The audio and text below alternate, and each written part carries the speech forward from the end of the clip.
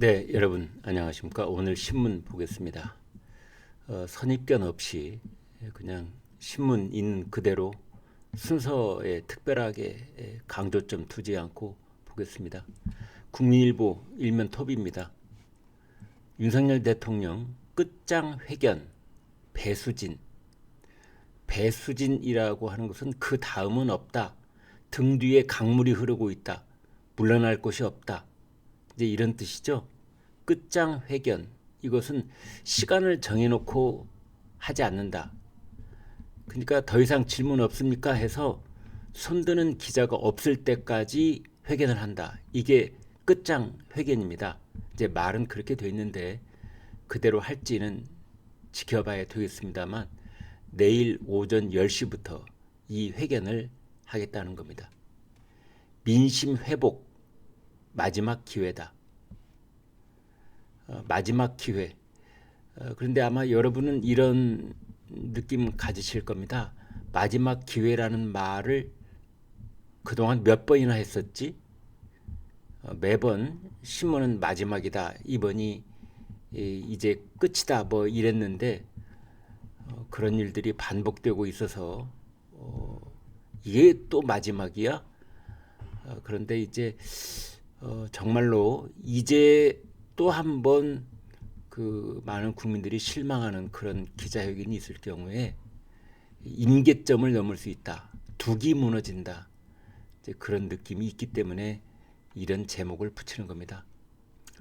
내일 명태균 의혹, 김여사 활동 등 범위, 시간 제한 없이 질문에 답변한다. 민심 위반, 직접 사과할 가능성도 있다. 이제 이런 얘기까지 있습니다. 그런데 처음에 이 기자회견이 있을 예정이라는 것을 이제 공개한 대통령실 고위 관계자는 윤석열 대통령의 임기 반환점 여기에 방점을 찍었거든요. 그러니까 명태균이나 김건희 여사와 관련된 기자회견이 아니라 대통령 임기에 반환점을 돈다는데 의미를 부여한 이제 그런 대국민 담화 기자회견이라는 식으로 얘기를 했고 지난 2년 6개월 동안의 그 국정 성과를 보고를 하고 이제 국정 성과 보고를 할 예정이다. 이거는 자화자찬, 자기 자랑. 이제 이렇게 또 변질될 가능성이 있거든요. 그리고 향후 국정 운영 계획을 설명하겠다. 그러자 국정 성과를 보고하고 향후 국정 운영 계획을 설명을 해? 그거는 지난번에 봤던 기자회견에 똑같은 거 아닌가? 역시 자기 자랑 그거 아닌가? 이제 그랬거든요. 근데 그 뒤로 이제 용산 대통령실의 어투가 좀 달라지긴 했습니다만 아무튼 지금 이런 상황이다. 이렇게 보면 되겠습니다. 동아일보 윤 대통령 내일 담화 때 김건희 여사 문제 사과도 검토한다. 친윤 내에서도 직접 사과해야 국민이 납득한다. 라는 식으로 이제 윤석열 대통령을 설득했다고 그래요. 그런데 용산 대통령실에서는 아니 윤 대통령이 국민 아프게 한 게 어떤 거냐? 이제 이런 생각을 갖고 있다고 합니다. 그러니까 정확하게 문제점을 좀 파고 들어가겠다 그런 태도인 것 같아요. 국민 아프게 한 게 있냐 없다 이런 의미로 한 말이 아니라 이 부분 읽어보니까 그러네요. 또 다른 고위 관계자도 윤 대통령이 참모들에게 내가 국민들 마음을 아프게 한 게 정확히 어떤 것이냐 라고 묻고 언론이나 다양한 경로를 통해 제기되는 의견을 수렴하고 있다. 이런 걸 보면은 그 대통령이 몰라서 물었다. 정말 몰라서 물었다. 저는 그렇게 보지는 않고요. 아마 대통령도 알고 있을 겁니다. 국민을 아프게 한 것, 국민을 그 답답하게 한 것이 무엇인지 알고 있을 겁니다. 네. 정말 모른다면은 그게 더 큰 문제겠지요. 그런데 이제 대통령이 참모들한테 물었다는 건 좀 더 구체적으로 그걸 이제 문장이나 표현으로 만들었을 때 어떻게 해야 될지 뭐 그런 점이 아니었을까 짐작을 해 봅니다. 참모들에게 묻고 다양한 경로로 의견을 수렴하고 있다. 이 다양한 경로라고 했는데 이것도 문제입니다. 다양한 경로로 의견을 수렴하고 있다고 하는데 이 다양한 경로가 대개 그 윤 대통령에게 아부하는 사람들, 한동훈 대표의 여러 가지 그 고언, 충언을 비틀고 무시하고 비난하고 하는 사람들을 여러 명 의견을 들었다고 해서 그게 다양한 경로는 아니겠지요. 네, 윤 대통령을 적극적으로 지지하고 있는 지금 이 순간에도 그런 분들도 물론 의견이 중요하고 또 정반대쪽에 있는 의견도 중요하고 이제 그런 의미에서의 다양한 경로였기를 바랍니다.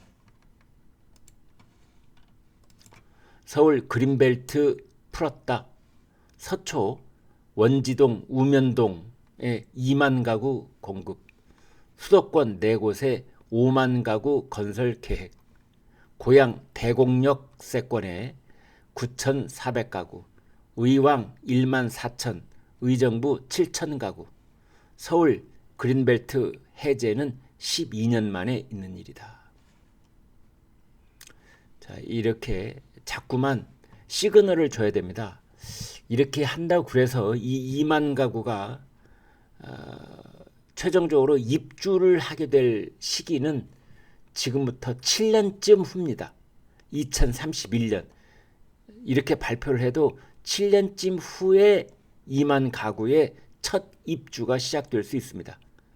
그러나 주택시장에 이런 그 주택 공급에 그 정부의 의지가 담겨 있는 그런 시그널을 계속 주는 게 중요하다.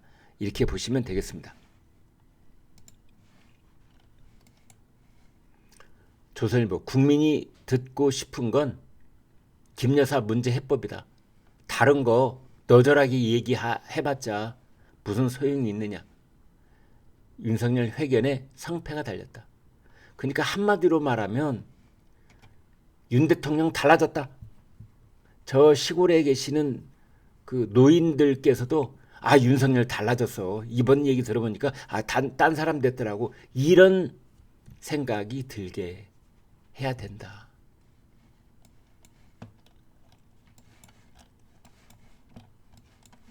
국민 피로감이 임계점에 달했다. 임계점이라고 하는 것은 그걸 지나면 폭발해버리는 그러한 점이 임계점입니다. 김여사 문제를 구구절절 설명하기보다는 우려를 불식시킬 특단의 조치를 내놔야 한다. 특단의 조치. 내각의 총사퇴를 포함한 전면적인 조치 또는 용산 대통령실 김건희 여사 라인을 포함한 대폭 물갈이 그리고 김건희 여사의 조건 없는 대외 활동 중단 뭐 이런 것들 이제 상상해 볼 수 있거든요. 근데 그럴 가능성은 높지 않은 것으로 일단 보입니다. 김건희 여사 논란 해명 악순환 끊어야 된다. 김건희 여사 논란에 대해서 해명을 하는 그러니까 논란이 벌어지고 뒤이어 해명하고 논란 벌어지고 해명하고 이게 지금 벌써 몇 번째입니까? 이게 벌써 몇 번째입니까 여러분? 그 악순환 고리가 끊어져야 된다. 외교나 의전 같은 전제 조건 붙이지 말고 공식 활동 전면 중단한다고 해야 된다. 그런데 지금 임박한 공식 활동이 있습니다. 다음 주에 남미 페루를 향해서 대통령은 무조건 가야 됩니다. 에이펙 정상회의가 있습니다. 근데 거기 이제 김건희 여사가 동행하느냐가 지금 관건이라고 보시면 되겠습니다. 근데 저희가 취재한 바에 의하면 김건희 여사 함께 간답니다. 김건희 여사가 가느냐 안 가느냐는 페루 쪽에 미리 통보를 해줘야 되고 우리 외교부가 사전에 그 의전 절차 등을 이제 다 준비를 해야 되거든요. 어느 날 갑자기 간다 안 간다 결정할 수 있는 문제가 아니어서 지금 저희가 그 취재를 해 보면 김건희 여사 가는 걸로 이미 결정이 나 있답니다. 그런데 지금 윤 대통령에게 외부에서의 그 충언은 뭐냐? 조건 붙이지 말고 전면 중단. 김건희 여사는 일단 움직이지 마라. 그래서 이게 오늘 내일 이제 기자회견 때 어떤 얘기들이 오고 가고 국민 반응이 어떻게 나올지는 모르겠습니다만 일단 김건희 여사가 페루 에이펙 정상회의 그 다음에 브라질 G20 정상회의 여기에 남편 윤석열 대통령과 함께 가느냐 아니면 그때 안 가느냐 이게 키포인트 중에 하나입니다. 네, 현재로서는 가는 걸로 그렇게 돼 있는 것 같습니다. 국정 성과 언급은 최대한 자제하라. 자기 자랑하지 마라. 대통령 책임 인정하는 자리가 돼야 한다. 자화자찬식 정책 설명은 곤란하다.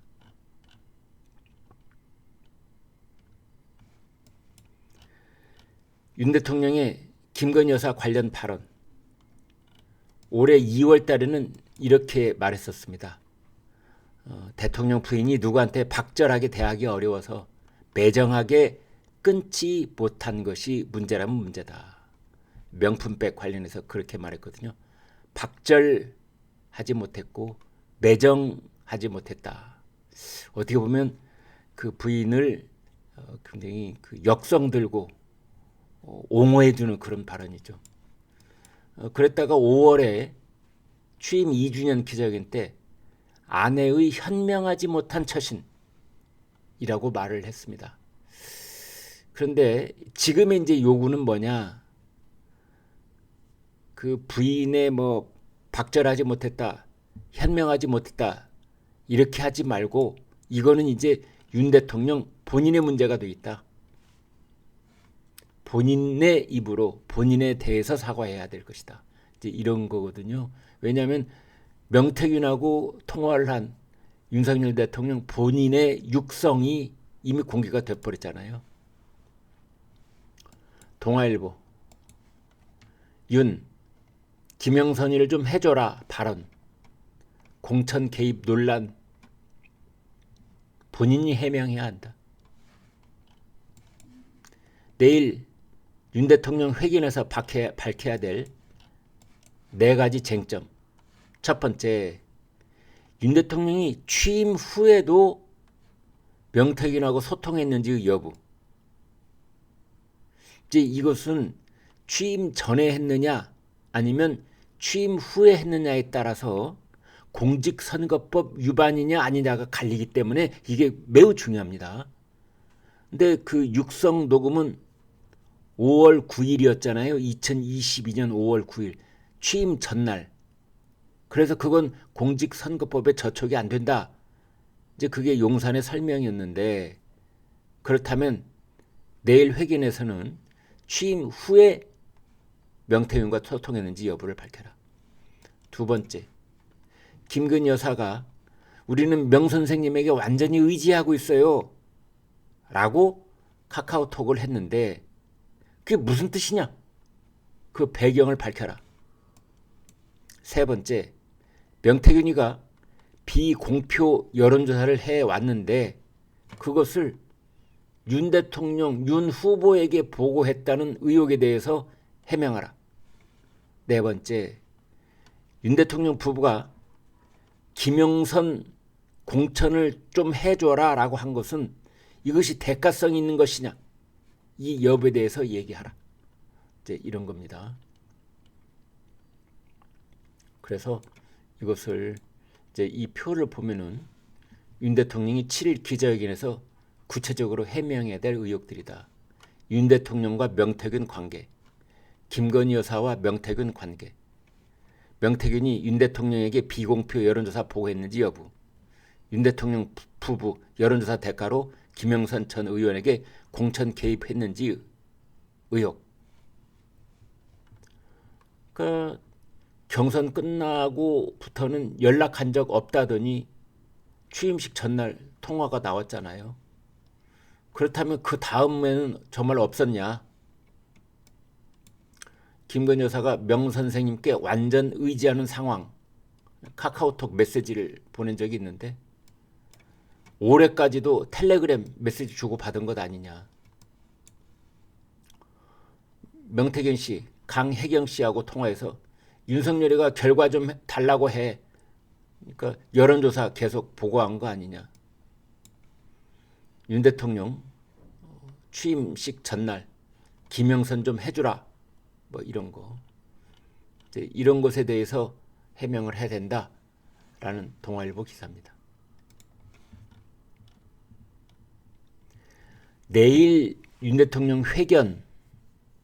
왜 갑자기 윤 대통령이 11월 말에 이제 대국민 입장을 내놓을 것이다 했는데 갑자기 이번 주 목요일 날 하는 거냐.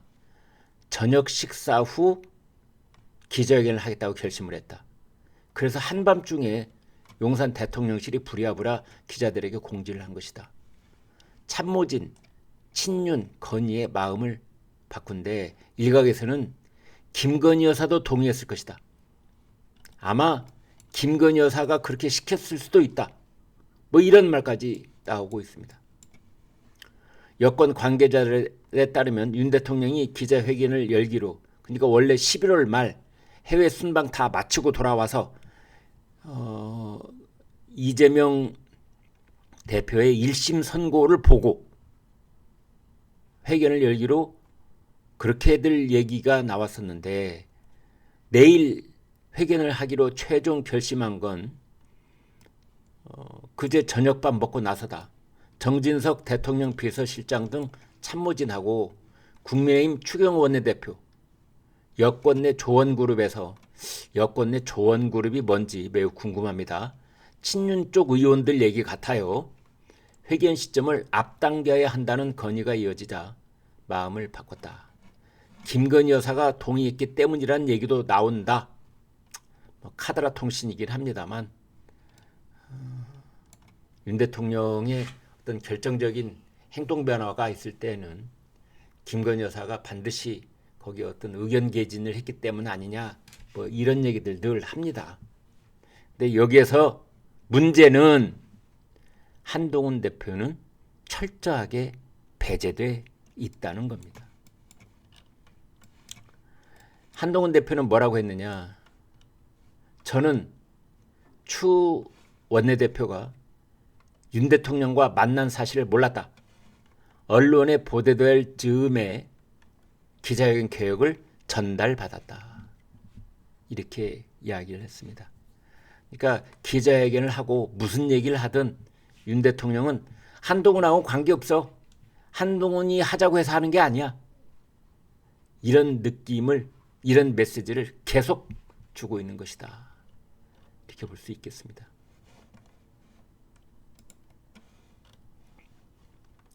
윤석열 조롱하는 궁정광대 명태균, 동아일보 논소련 칼럼입니다. 명태균은 대통령 부부의 궁정광대. 오빠 대통령으로 자격이 있는 거야? 조롱당하고도 쩔쩔매는 대통령 부부. 대통령 권위를 잃으면 뭘 할 수 있겠나. 동아일보 사설, 윤 회견 마지막 기회라는 각오로 해야 한다. 윤 대통령 모든 사안 무제한 질의응답할 듯 용산 인위적 개각은 없을 것이다. 특단의 대책, 글쎄요 뭐를 할지는 모르겠지만 그렇다고 인위적 개각은 없을 것이다. 정무적 목적으로의 개각은 없을 것이다. 그러자 한동훈 대표가 뭐라고 했느냐. 인적 쇄신은 원래 인위적인 것이야. 이렇게 말했습니다. 미국 대선 이코노미스트 해리스, 그다음에 더 힐은 트럼프 당선 예측을 이렇게 했다 이거죠. 쪽집게 예측 모델도 혼전. 쪽집게 예측 모델 6개가 있거든요. 미국 대선 후보 선거인단 확보 예상치 6개 예측치가 있는데 해리스가 당선된다는 것이 4곳, 트럼프가 당선된다는 것이 2곳 이렇게 되어 있습니다. 따라서 현재로서는 해리스의 당선 가능성을 조금 더 높게 보고 있다.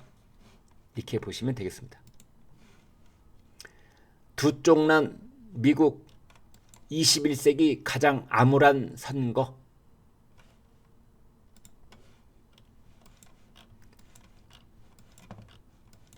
야당 쪽에선 은근히 내일 있을 윤석열 대통령 회견이 맹탕 회견이 되기를 바라고 있다는 겁니다. 그래야 계속 공격할 수 있는 포인트가 남아있기 때문에 윤 대통령 사과는 없을 것이다. 야당에서는 이렇게 보고 있다는 거고요. 조국 혁신당 쪽에서는 김건희 여사가 배석하라. 뭐 이런 주장까지도 하고 있습니다. 모든 의혹에 대해 모두 답한다는 윤. 여러분 이런 제목 보시면 어떤 느낌 드세요? 네. 예전에는요. 신문들이 어떻게든 윤 다음에 대통령 직함을 붙였어요. 제목에서도 윤 대통령 이렇게. 그런데 어느 시점을 지나자 이제 대통령 직함 안 붙이고 그냥 윤 딱 한 글자로 대통령을 대신하는 제목을 붙입니다. 이재명 1심 선고 생중계 되나? 15일 선거법, 25일 위중교사. 법원에서 공익 부합한다. 판단대는 가능하다. 판결 불복 차단을 위해 필요하다라고 여당이 말하고 있고 야당에서는 터무니없다. 정치적으로 망신주기다. 대응하지 않겠다. 이러고 있습니다. 그래서 이 생중계 이게 지금 관건입니다. 판결 불복 차단을 위해 생중계해야 된다라고 여당은 주장하고 있습니다. 이코노미스트 대선 당일 해리스 승률 56%로 끌어올렸다. 그래서 이코노미스트만 딱 떼어서 본다면 해리스가 56%, 트럼프가 43% 당선 확률입니다. 이재명 대표 1심 앞두고 여당에서 선고 생중계 주장. 재판부 수용 미지수이지만 시청률은 대박 날 것이다. 윤석열 담화 조선일보 사설인데요. 이번만은 안 하는 게 나았다 라는 평가가 안 나와야 한다. 제발 좀 그렇게 하라. 이제 이런 내용입니다. 네, 여러분 여기까지 오늘 신문 같이 봤습니다. 대단히 고맙습니다.